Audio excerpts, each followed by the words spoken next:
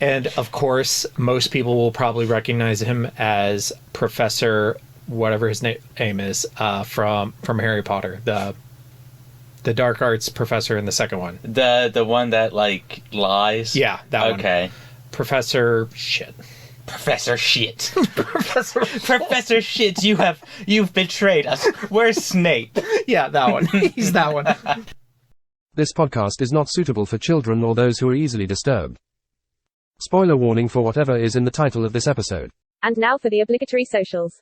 Please like, share and subscribe. Follow Daniel at @DStarSick on Twitter. Follow Ryan at Darth Damio on the Bluebird app. You can find the podcast on Twitter at HorrorPod69. You can also follow us on Facebook, Instagram, Slasher and Goodreads. Become part of the Disturbed community by asking for the Facebook group and Discord links. Send dick pics to the Horror of Babylon podcast at gmail.com. Support the show at patreon.com/The Horror of Babylon. In closing, you can let your friends know that The Horror of Babylon is available on YouTube, Apple Podcasts, Spotify, Audible and all other major podcast apps.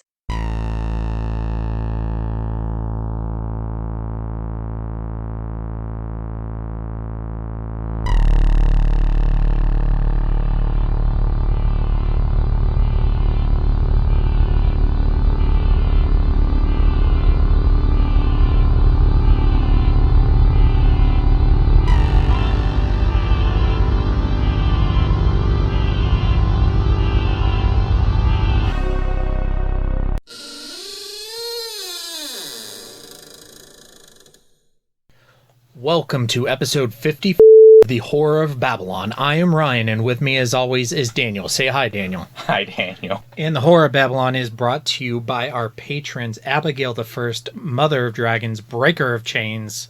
And, of course, the ever-lovely Logan, the Full Metal Patron. And I forgot to say, we are talking about Mary Shelley's Frankenstein from 1994. I think we're going to have a good discussion.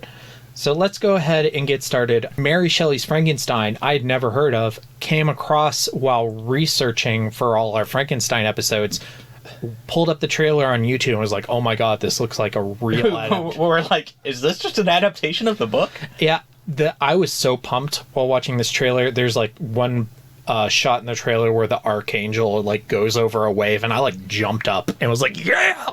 My idea for a Frankenstein movie for like the longest time has literally just been to call one the Archangel and be told just strictly from the perspective of the boat. That'd be interesting. Yeah. It's like the Demeter movie that we're going to watch eventually. Eventually. Yeah. It's the new Salem's Lot. Ugh. Just a little less highly anticipated. But I thought about that, like, and they pick up this weird dude and he's maybe acting strange. Mm-hmm. And it's just all from the Archangel. The vampire's a pure myth, superstition. I may be able to bring you proof that the superstition of yesterday can become the scientific reality of today. We're going to go ahead and jump into background. We are starting with Mary Shelley's Frankenstein, which debuted at the London Film Festival November 3rd, 1994, and then had its theatrical release the next day, November 4th, in the United States. It was directed by Kenneth Branagh, who has a background in Shakespeare. He did film adaptations of Henry V and Hamlet. Okay. And for you Marvel people, he also directed the original Thor movie, well, the original MCU Thor movie, the 2011 one. This mortal drink is delicious. I shall have another. That one. Yeah, he directed that one. Okay, I like that movie. He also directed the live-action adaptation of Cinderella that kicked off this Disney like remake, live action. They've done Jungle Book and Beauty and the Beast, Mulan, and they're Lion King, and they're about to do The Little Mermaid. Cinderella, I think, was the first one that kind of kicked that all off. I think so. He also directed the Hercule Poirot. I have so much trouble saying his name. The Murder on the Orient Express and Death on the Nile. Oh, okay. And he also stars in those. He directs and stars in a lot of his movies. Okay. Which he also plays Victor Frankenstein in this movie. Oh, okay. Well, I learned something. I did very little research after my checking out. If you're like me, you're more familiar with him as Miguel from The Road to El Dorado. Ooh. His best movie. Yeah, that is his best movie. And, of course, most people will probably recognize him as Professor... whatever his name is, from Harry Potter. The dark arts professor in the second one. The one that, like, lies? Yeah, that one. Okay. Professor shit. Professor Shit. Professor Shit, you've betrayed us. Where's Snape? Yeah, that one. He's that one. The one who can only do memory charms. Yeah, that's him. That character did inspire like 3 different D&D characters I played. Yeah, I mean, that is a great character. So yeah, he directs and stars as Victor Frankenstein in this movie. The screenplay was originally written by Steph Laddie, who sold the screenplay to Francis Ford Coppola, who produced this movie. I have a lot to say on this. Steph Laddie only has 2 credits on IMDb, writing the screenplay for this movie and producing the Eddie Murphy Dr. Dolittle movie. Okay. So then, what a career. The other person who has the screenplay credit, which I assume when Francis Ford Coppola bought this screenplay from Steph Laddie, he then gave it to movie icon Frank Darabont to tighten up.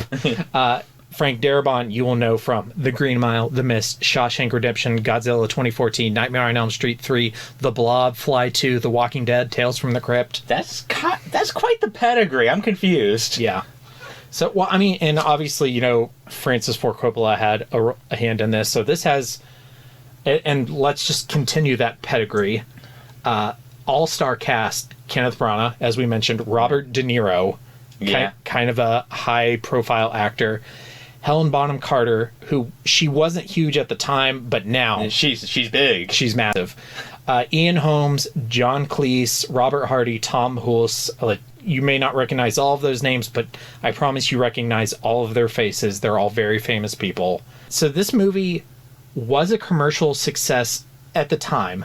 May not be considered a success by today's standards, but it had a budget of $45 million and it made $112 at the box office. This was before like marketing got out of control for movies. These days, if you want to know if a movie was profitable, you take what its production budget was and you double it. And for some even bigger ones like Avatar, The Way of the Water, some people said because of the way it's been advertised, you have to triple what its production budget was to figure out when it'll make a profit. Yeah. I haven't seen that. I don't have any intention to. Well, I never saw the first one. Yeah. I'm actually a defender of the first one, but I'm like, it's been 10 years. I don't care anymore. Yeah, like Kingdom Hearts 3. Yeah. My issue with the first one is it was in theaters at the same time as Sherlock Holmes, and I saw Sherlock Holmes multiple times, so I never saw Avatar. Was it the first Sherlock Holmes? The first one. Okay, that one, I like that one. I actually like, but wait, was that a trilogy, or was there... This third one is like has never happened, but they keeps every couple of years they're like, it's gonna happen. Okay. Now that Robert Downey Jr. is done with the MCU, it's gonna happen. But I think that the MCU might have ruined his career because now people just want him to be Iron Man. Yeah, I mean, ruined his career. Made him millions of dollars, but like, but like now his like pet projects or things that he might want to do. Yeah, he's Iron Man forever. Yeah, for sure. And that happens with a lot of these like comic book casts. Yes, I'm sidetracked. Sorry, I distracted myself. It does with all like if you're in Star Wars or if you're in if you're James Bond or if you're Doctor Who, that's they literally call it the Superman curse. Yeah, where it ruins your career. Okay, so continuing talking about this financial success of this movie, I do want to point out that of the $112 million gross, 90 million of that was outside the United States. So in the United States, this thing only made $22 million. Oof. Which, if you've seen the movie, I think makes sense. I think that makes a lot of sense. Yeah. It was a critical failure. Rolling Stone rated it the 3rd worst film of 1994. The New York Times rated it the 9th worst film of 1994. Here's a quote from the original screenwriter Steph Laddie. The film was a shocking disappointment. A misshapen monster born of Kenneth Branagh's runaway ego. He took a poignant, thought-provoking tragedy and turned it into a heavy metal monster movie. The casting of Robert De Niro as the monster was beyond inexplicable. Frank Darabont, who did the second draft of the screenplay, later called the film the best script I ever wrote and the worst movie I've ever seen. I kind of think those are poignant quotes. Mm-hmm. I would love to read the original screenplay. I don't know how to find that. But I'm not sure it exists on the internet. I'd be interested in seeing, like, what went awry to make Steph Laddie. Lady? It's Lady. I've been saying Laddie because I just can't imagine it's lady, but I don't know. I'm pretty sure it's Irish. Yeah. Laddie. Just to kind of talk about my overall thoughts as we get into some specific discussion, I don't think this is a good movie. I do think I enjoyed watching it, but most of that is like kind of shock value. Yeah. Like there were 3 specific moments where my jaw literally, I could not close my mouth. I was so shocked. I was sitting there. I think the only notes I took was, I bet Ryan likes this scene. I bet Ryan hates this scene. It's some of those jaw-dropping moments were positive and some of them were negative. I think I would watch this movie again for the sheer spectacle of it. It's almost like Roar, where no one gets hurt and there's kind of a cohesive story. The only comment I can make, like in regards to like the screenplay and stuff, especially with bringing up Francis Ford Coppola, I've been talking the movie up for a while. Francis Ford Coppola's Bram Stoker's Dracula. Mm-hmm. It's my favorite vampire movie. This movie came across as the Wish version of that. Was Bram Stoker's Dracula before or after this? I think it was after this, but... Bram Stoker's 1992? Bram Stoker's Dracula. 1992, yeah. Okay. So I imagine, like, the pitch of this movie to the execs was probably like, we're going to do for Frankenstein what they did for Dracula. I'm trying not to spoil it, because I kind of want to be able to discuss fresh with you. Because I have not seen that movie. This movie, there's like a lot of these operatic shots with these very like drastic colors. Mm-hmm. Like when they're walking up the stairs in the red robe and he's carrying the body up. A lot of stuff like that is also in that Dracula movie. It's very... I'm trying to think of something other than operatic to say. Artsy fartsy? Yeah. It's like they pitched it as, this is a direct adaptation, but not really. Yeah. There's a lot of stuff like that in that movie. And this just, when I'm watching this movie, I'm like, this is just the bad version of that movie. The first note I have here is, to me, this movie must be what it's like to have Victor's brain fever. I agree with that. Again, from the very little notes I took, I was like, the first 5 minutes of this movie is cut together like a trailer for the movie. You get the monster's hand coming up, and then the 2 dudes are talking back and forth, and it's cutting away to stuff happening on the ship. I'm like, it's very fever-esque. Yeah. And for me, it just, like, this movie kept jerking me around between being, like, these, like, grand aesthetic scenes where it's very focused on the costumes and the music. Visual spectacle. It's spectacle. Yeah. I think the best part of this movie is the spectacle, but in some ways they kind of also take the spectacle a little far. Yeah. And forget to focus on the story. But there are some story elements that I think... There are a couple things that they did with the story that I think are clever, but it all kind of gets lost in I think Steph Laddie said it right. It kind of gets lost in Kenneth Branagh's ego, where he's just like, and I like Kenneth Branagh, but he's like, let's just have me without my shirt and just flailing around and whipping my long hair all over the place and wrestling with the monster. And we will get there. We will get there. In the sloppy slide. We will get there. Oh my God. I had to turn it off and we'll get there. All right, we'll get there.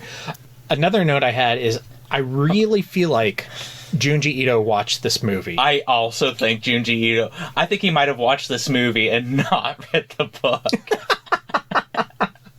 Like some of that stuff where I'm like a little... Because I liked the Junji Ito book. Yeah. But a lot of that stuff where I'm a little confused, like, I wonder why he did that. Yeah, like the Justine thing. Yeah. Makes a lot of sense after watching this movie. I'm like, I bet you he watched this. And that's why normally when we do adaptations, we do them in release order.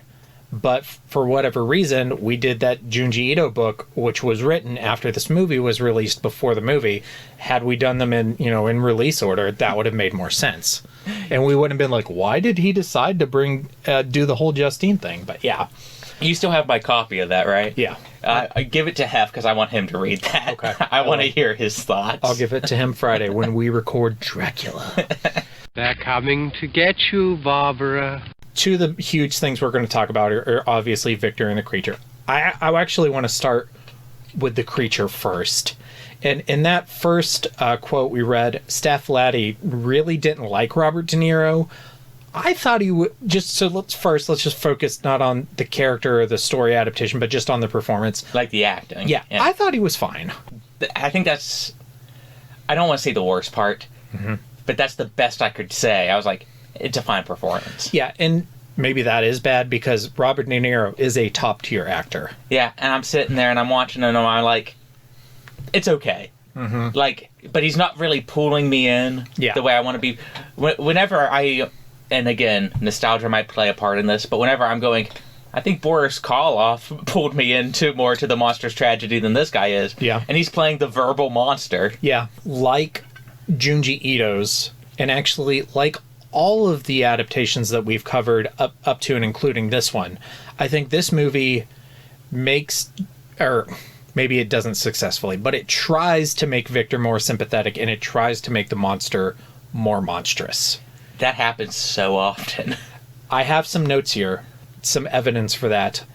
In all the other stories, including the novel, the creature is very strong because he is a large man. Yeah, he's 8 feet tall. In this, he has almost like Steve Rogers-esque super strength. You're not wrong. And we said this in our Dog Soldiers episode. If you want someone to be a villain, have them kill a dog in the first 5 minutes. If you want someone to be a monster, have them kill an entire pack of dogs at the beginning of a movie. Because that's what Kenneth Branagh has the monster do at the beginning of this movie, is kill a whole bunch of dogs. And it's cut together like a monster movie trailer. Also, change from the novel is that the monster outright murders Baron Frankenstein instead of him just dying of a broken heart like he does in the book. The monster digs up Justine's corpse just to fuck with Victor. And he's verbal and he's intelligent, but he's not intellectual in the same way that the monster is in the novel. I don't know if that makes him more or less sympathetic. That probably just depends on from person to person. I don't know if this comes from Laddie or the person who rewrote the script. Frank Darabont. Frank Darabont. A lot of people are always like, just as sort of a joke, poke fun at, oh, it just so happens that the monster comes across Paradise Lost, and maybe they thought, oh, that's too coincident. Like having Victor's journal in a jacket he takes from Victor, that makes sense. But him just happening to find the book that he's going to relate to the most. Yeah. I feel like that was the thought process, but at the same time, that's so important to the monster. So all of that stuff I just listed together, it really like piles on to me that you're not supposed to sympathize with the creature itself. Doesn't help who they have playing Victor either. No. Yeah. And I also have a list of things why I think Victor is more sympathetic, but we'll get to that when we talk about Victor. Let's talk about the creation scene. Electric eels! I thought I was watching an 80s music video. You're not wrong. The scene kicks off with like Kenneth Branagh like ripping off his shirt and like spinning that wheel and just like flipping his hair all over the place like he's in a hairband. I feel like we could make like, do you remember like super early YouTube with the AMVs? Yes. We could just take that scene and put 80s music to it. Yeah, we could do that. And that I wouldn't be surprised if it exists. Yeah. It's 100% an 80s music video. So, and not just that, but like you said, the eels. Like, what the fuck? I'm telling you, it's because they're like, well, we don't want to use lightning because that's what they've used before, so everyone's trying to come up with a new thing. Like the huge, like, bellows, like the big balloon thing that's over the tank. Yeah. And this was what got me. And we'll get to the slipping and tripping, but the amniotic fluid. Victor uses amniotic fluid to create the creature. Where did he get that much? Well, it shows him paying off a midwife Yeah. and buying. But what my thought was, Still seems like a lot. how many times did he have to go back to that midwife and get another? How does he keep it good? Because he fills that entire tank with amniotic fluid. So that midwife must have thought he was the biggest fucking pervert in the entire world. Does he just eat it? Like, what's he do? He must use it as lube, but like she must be set for life if he had to bribe her every time he stole a thing of amniotic fluid. But like, I need a bunch. Like, you don't understand. I need more. I need like literally like 30 gallons of it. What we need is that clip of Kylo Ren screaming more.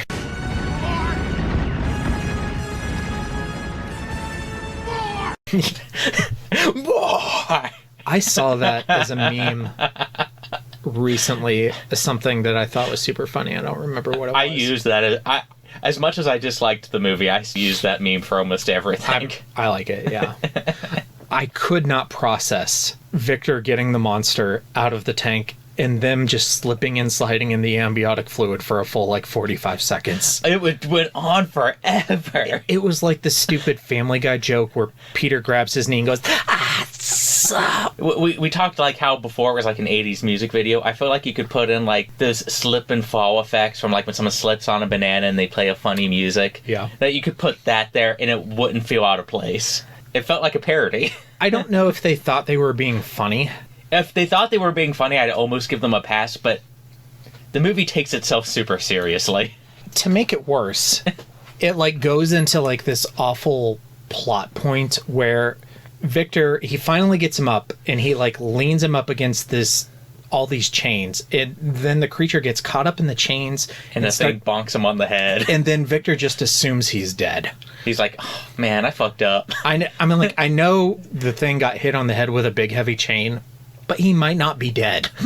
Like, you should probably bring him down and check. He didn't abandon it because the horror of what I've created. He abandoned it because he thinks he fucked up. Yeah, so they're trying to make Victor more sympathetic, so they try and invent a situation to give Victor a reason to abandon the monster. But it's like, okay, so we have to have the monster, quote unquote, die in an accident so Victor can leave. And it's bizarre. It's bizarre. And I don't like to use the word stupid a lot, but it felt stupid to me. It was stupid. and that's on top of watching them slip and slide in this amniotic fluid for like 45 seconds. I know we talk a lot about how we go out of our way to not make people feel bad for what they like. Mm-hmm. And we try not to make creators feel bad for trying to put their art out there, because there is a lot of love and energy and multiple people trying. But in my opinion, that was just flat. All of that was dumb. So something I'll like I said, there were a couple clever story things I did like. So here's a good chance to point out something positive.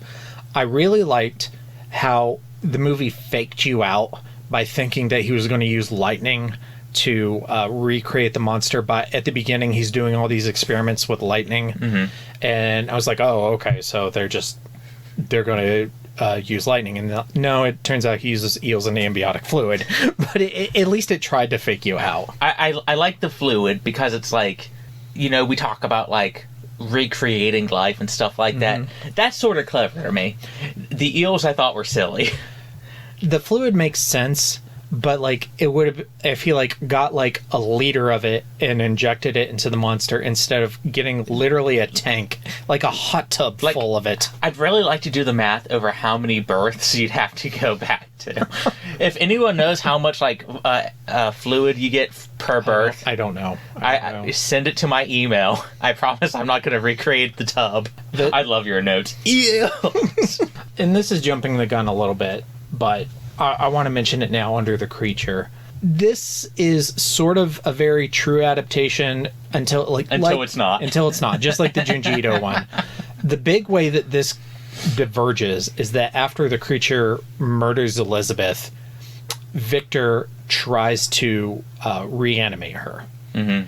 And, well, he doesn't try to. He does. He does reanimate her. And then, of course, when he's like trying to get her to walk and talk, the creature shows up.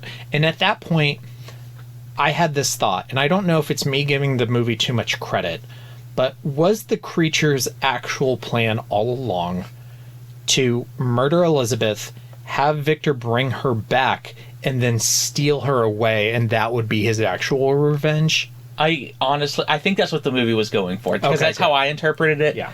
I could be wrong.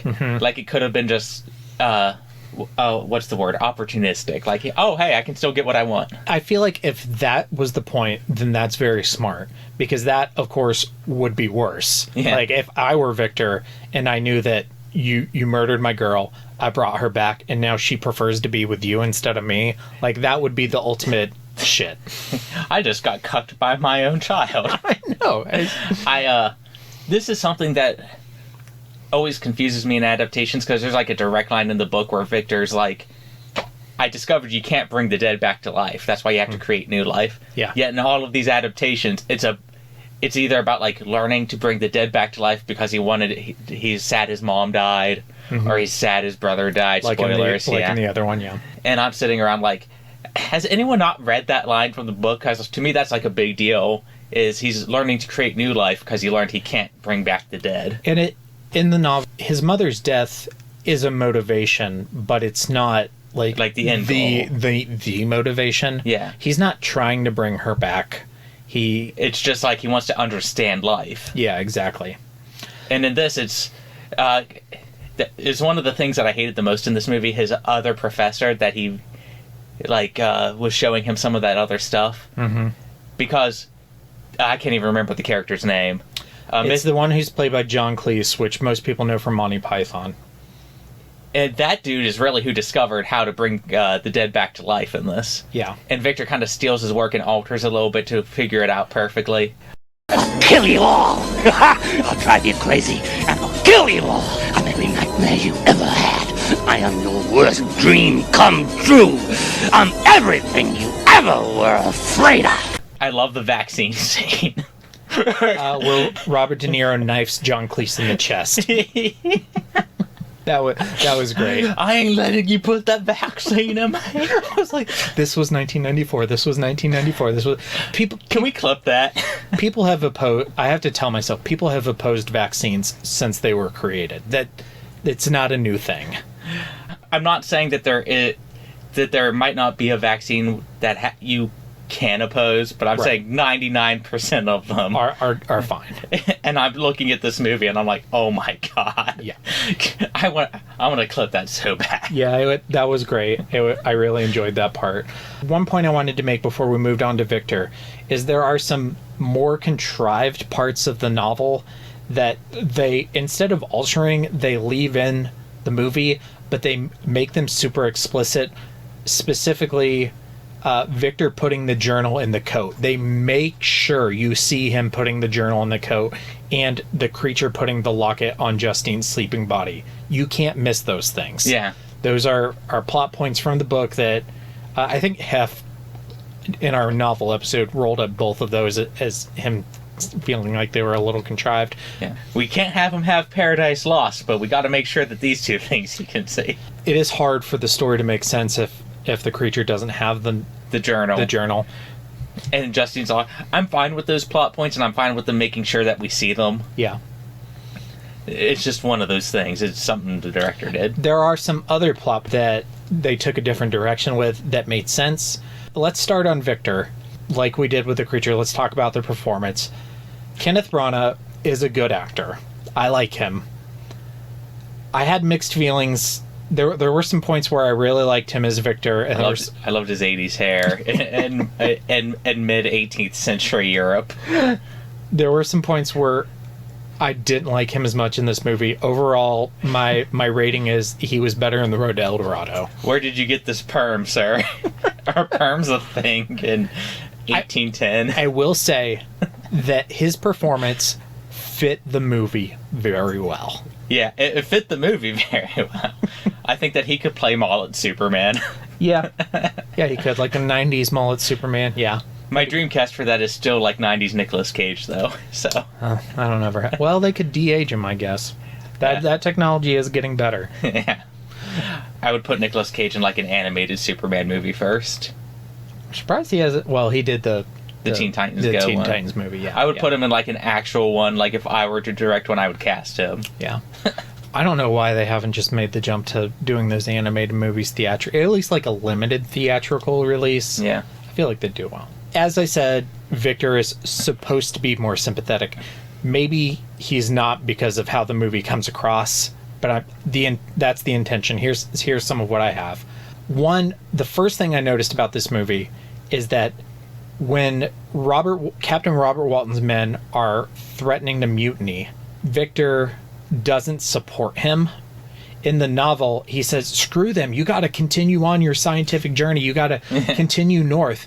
In this, he says, no, you got to value the lives of your men over your scientific discovery. In fact, the captain is like kind of an asshole. Yeah, that is a core change of Victor's character.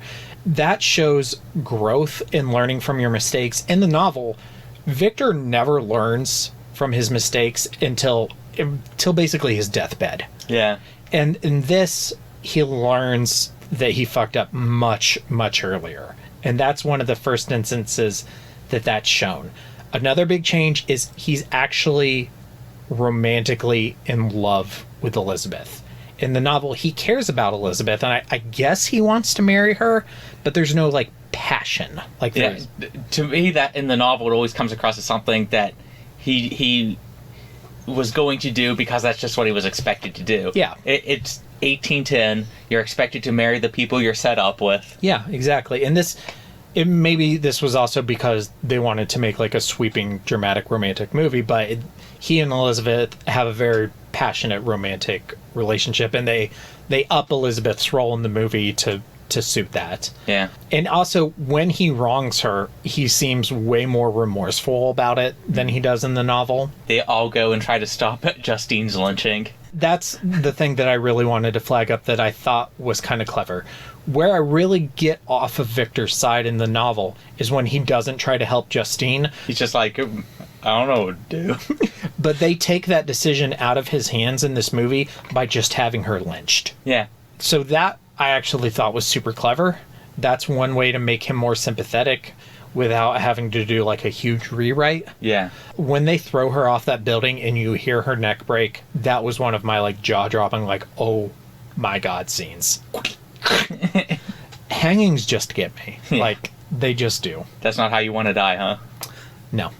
Another thing, huge part in the novel that makes him like super unsympathetic is him leaving Elizabeth alone on their wedding night because he assumes that the monster will attack him, basically out of ego. In the movie, he does leave her alone, but it's because he's tricked, not out of arrogance. Yeah. Which makes him seem stupid, but not arrogant. And then, of course, ultimately, he shows that, he cares about her by trying to bring her back, which doesn't happen in the book. One, because, as you said, it's not about reanimating life. It's more about creating new life. Mm-hmm. But it's just also something that he never would have done in the book because he doesn't care about her in the book nearly as much as he cares about her in this movie. He cared about himself more in the book. Exactly.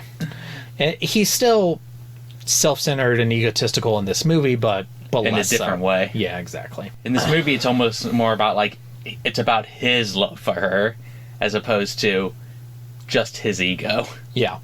Okay, so just some other notes. I really like the sets. I really like the costumes. And you're going to love Bram Stoker's Dracula because it's even better. Yeah, and I like the Ingolstadt, the city in Germany where he goes to study medicine. I thought some of the best parts where there's a cholera epidemic and the militia is coming to quarantine the city and we have to get out now. It's very like Les Mis, and I just thought that was really cool and a nice touch. And just something that occurred to me that I didn't realize. So we've watched these two movies. We watched two other movies and read so we've had 5 adaptations. Every adaptation removes Ernest Frankenstein as a character. He lives in the book, doesn't he? He's the only one who lives. Why has no one done a spin-off about Ernest? I don't know, but I understand removing him because he has like almost no plot relevance, except that he's the only one who gets to live. I think you and I should write an unofficial sequel about Ernest. Ernest Frankenstein. Like Frankenstein that everyone forgot. Yeah, he goes on a journey to figure out what the fuck happened. Yeah, exactly. And then just some notes. Henry, similar to in Junji Ito's, Henry's a more important, more involved character. He's more of Victor's confidant. He actually knows what's happening with... They cut out Ernest in order to elevate everyone else. And then Elizabeth as well. I really liked that they included the tree destruction scene. Yeah. I think it's weird to include the tree destruction scene and then minus lightning as your source of... Yeah. Because to me, like, they always cut the tree destruction, but then still use the lightning, when that's what inspired him. Like, I should abandon alchemy and use electricity. That's true. But he doesn't use lightning in the book. Yeah. So. But I always just felt like that was, like, the pivotal moment of his childhood, that's the moment that set him on his path. I would like to see the tree destruction in more adaptations. Yeah, agreed. The person in the fire suit as Elizabeth at the end of the movie when the house is burning down, that person deserves a medal and a raise. Yeah. Like, oh my god, that was scary. I love to, like, watch things on stunt doubles. My favorite stunt double story is one lost an arm making those god-awful Resident Evil movies. It got, like, a giant... Of course they got a giant payout for their lawsuit. Good. So, I'm like... They deserve it, I guess. Oh my god. Could you imagine you lost an arm for fucking Resident Evil, the live-action movie? At least it wasn't for Roar. Yeah. I don't know. I feel like the people in Roar deserve to lose something, or at least the dad. Yeah, I mean, the person who is in charge, yes, but... I'd rather him lose a limb than the lions. Yeah, exactly. Before we get into Kings and Koontz and ranking, the last thing I wanted to mention was something that was really early in the movie that I just couldn't get over how ridiculous it was. It was Ian Holmes, who plays Baron Frankenstein, right after the mom dies, walking down that ridiculous staircase, shirtless, covered in blood. Just like, oh, I tried. It's like, dude, I know, like, you're delirious, your wife just died, but you're half naked, covered in your wife's blood, and you're, like, going down this staircase with no banisters. That staircase is not safe. Like, I don't know how William lived to be 5 years old and didn't fall off that staircase and die. All of that was just so ridiculous. How do you baby-proof that house? You don't. Yeah. They probably had like 6 other kids that all fell off that staircase and died. Victor, get on this. That's probably what happened to Ernest. That's why he's not... He fell down the stairs. He's dead. That's why he wasn't... You can't make me laugh like that. Okay. Oh my god, are you Stephen King? No, I'm Dean Koontz. Oh.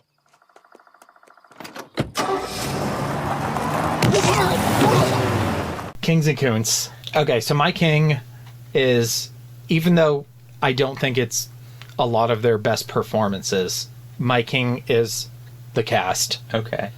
Kenneth Branagh and Robert De Niro are both great. Helen Bonham Carter, even though this isn't her strongest movie for me, she is still awesome. Ian Holmes is, The Lord of the Rings, The Hobbit, Alien. He is great. John Cleese, like all the Monty Python stuff. Robert Hardy is also in Harry Potter and is great. Tom Hulce, he's good. Like, just a really good cast. Yeah, it's a good cast. Not the movie that let them flex their acting muscles the best. Just a good list of names. My king is the vaccination scene, because I laughed for like 10 whole minutes when he got stabbed. That was good. It was good. I'm like, oh, topical, fun. And then my Koontz is the slip and slide. I think my Koontz is that, plus the entire sequence leading up to that. Yeah, It's so hard to take so much of that seriously. Yeah, it really is. From the second he, like, whips his shirt off and just, like, spins that wheel, and she's like, Kaka! He's like, nah! I feel like we could make some good, like, parodies of that if our editing skills ever improve. Yeah, for sure. So...